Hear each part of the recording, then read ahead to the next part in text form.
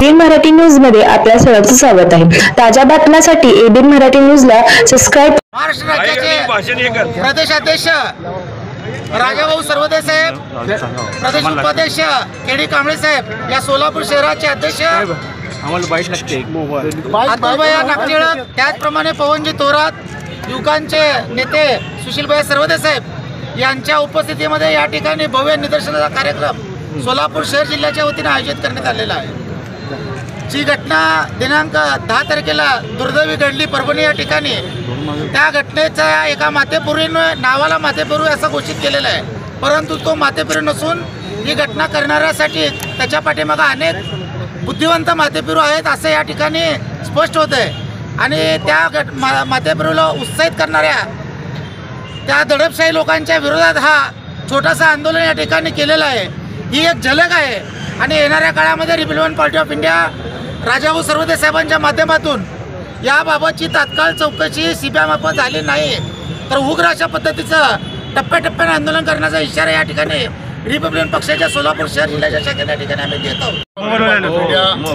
सोलापूर शहराच्या वतीने सोलापूर जिल्हा परिषद पूनम गेट समोर परभणी येथे झालेल्या घटनेचा जाहीर निषेध करण्यासाठी निदर्शने करण्यात येत आहे। केंद्रीय मंत्री रामदासजी आठवले साहेब यांच्या आदेशानुसार आज संपूर्ण राज्यामध्ये विविध ठिकाणी विविध जिल्ह्यामध्ये तालुक्यामध्ये निदर्शनाचा कार्यक्रम या ठिकाणी आयोजित केला आहे। आज सोलापूर शहरामध्ये संपूर्ण निदर्शनाचा कार्यक्रम सन्माननीय महाराष्ट्र राज्याचे प्रदेशाध्यक्ष राजाभाऊ सरवदे साहेब यांच्या नेतृत्वाखाली या ठिकाणी आम्ही घेत आहोत।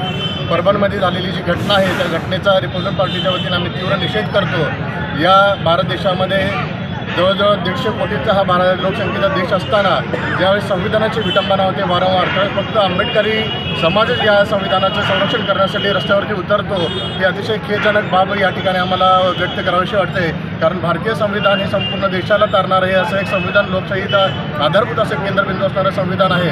परंतु ज्या ठिकाणी राजकारण येतं, ज्या ठिकाणी लोक निवडणुका लागतात, त्या निवडणुकामध्ये फक्त संविधानाला समोर ठेवून राजकारण केलं जातं। मात्र इलेक्शन संपल्यानंतर ज्यावेळेस संविधानाला जोपासायची वेळ येते त्यावेळेस मात्र सत्ताधारी असू दे किंवा विरोधक पक्ष असू दे, हे सर्व यामधून बाहेर पडलेले दिसतात आणि फक्त आंबेडकरी समाज रस्त्यावर उतरताना संविधानाच्या समर्थनामध्ये उतरताना दिसत आहे।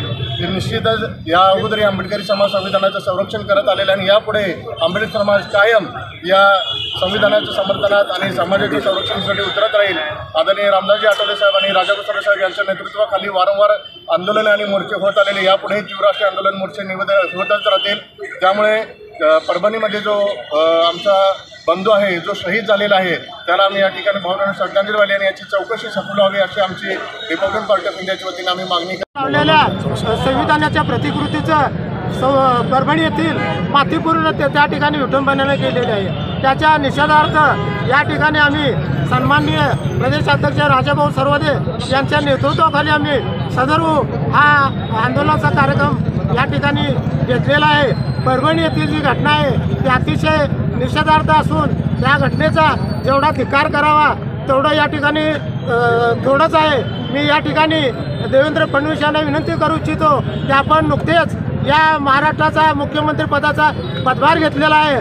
पदभार घेतल्यानंतरच ही पहिलीच घटना आपल्या काळामध्ये घडलेली आहे। तेव्हा मी आपल्याला फडणवीसांना विनंती करतो की या घटनेचा आपण छडा लावून या पाठीमागे जे मास्टरमाइंड आहेत त्यांना या ठिकाणी आपण लवकर अटक करावी, याकरता आम्ही हा निदर्शनाचा कार्यक्रम आदरणीय राजाभाऊ सरवदे यांच्या नेतृत्वाखाली आम्ही या ठिकाणी घेतलेला आहे।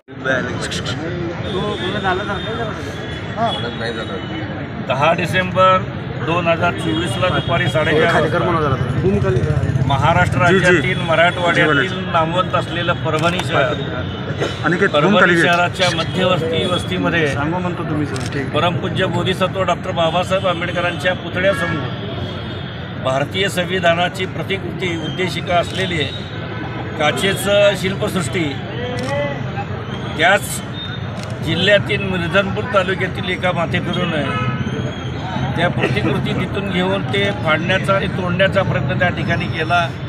या घटनेचा रिपब्लिकन पक्षाच्या वतीने आम्ही सर्वप्रथम या ठिकाणी निषेध करतो। बांधवांनो, ही घटना घडली दुपारी 4:30 वाजता आणि संध्याकाळी संपूर्ण परभणी शहरातील भीमनगर असेल जो आंबेडकरी चळवळीचा बालेकिल्ला आहे, प्रियदर्शी हा बालेकिल्ला, ह्या बालेकिल्ल्यामध्ये त्या ठिकाणचे PI घंटेनाळ नावाचा जो PI आहे की ज्या ज्या ठिकाणी तो जातो तो दलित आणि मराठा किंवा सवर्णामध्ये भांडण लावण्याचा प्रयत्न या अगोदरसुद्धा या पोलीस इन्स्पेक्टरनी त्या ठिकाणी केल्याचं आपणाला या ठिकाणी दिसून येतं. आणि काही न करता डायरेक्ट महिलावर लाठीचार्ज झाला, विद्यार्थ्यावर लाठीचार्ज झाला.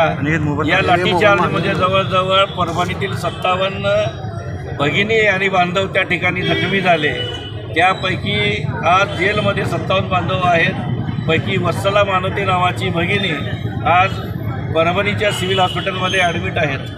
एकूण या घटनेचा विचार केला तर नुकतेच महाराष्ट्रामध्ये सत्ता परिवर्तन झालं. महाराष्ट्राचे मुख्यमंत्री देवेंद्र फडणवीस झाले आणि त्यांच्याच काळामध्ये ही घटना घडावी अत्यंत दुर्दैवी आणि निषेधार्थ आहेत. या घटनेच्या माध्यमातून खऱ्या अर्थाने याचा मास्टरमाइंड कोण आहे, महाराष्ट्रामध्ये दंगली पेटवण्याची भूमिका कुणाची आहे याचा शोध शासनाने घ्यावा आणि संबंधितावर तो माथे फिरून नंतर माफी मागतो, माझं चुकलं म्हणतोय, तो माथे फिरू कसा याचाही विचार या ठिकाणी करणं गरजेचं आहे. सर्वात महत्त्वाचं आहे की या विभागामध्ये विधी विभागाचा जो कायद्याचा पदवीधर आहे सोमनाथ व्यंकट सूर्यवंशी याचा काही संबंध नसताना याला पोलिसांनी आणि पोलिसांच्या भाडोत्री गुंडांनी त्या ठिकाणी मारहाण केली.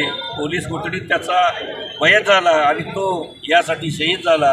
त्या शहीदाला आम्ही रिपब्लिकन पक्षाच्या वतीने या ठिकाणी आदरांजली वाहतो आणि या घटनेची CBI मार्फत चौकशी करावी अशा पद्धतीची मागणी रिपब्लिकन पक्षाचे राष्ट्रीय अध्यक्ष तथा देशाचे नेते केंद्रीय सामाजिक न्याय राज्यमंत्री नामदार रामदासजी आठवले हे स्वतः परवा 14 तारखेला त्या ठिकाणी जाऊन समक्ष जिल्हाधिकारी, जिल्हा पोलीस प्रमुख यांची भेट घेतली आणि त्या भेटीमध्ये त्यांनी ही CBI चौकशीची मागणी केली. आज आठवले साहेब महाराष्ट्राचे मुख्यमंत्र्याची भेटतील आणि त्यांना CBI चौकशीच्या मागणीचं रिपब्लिकन पक्षाच्या वतीनं निवेदन देतील.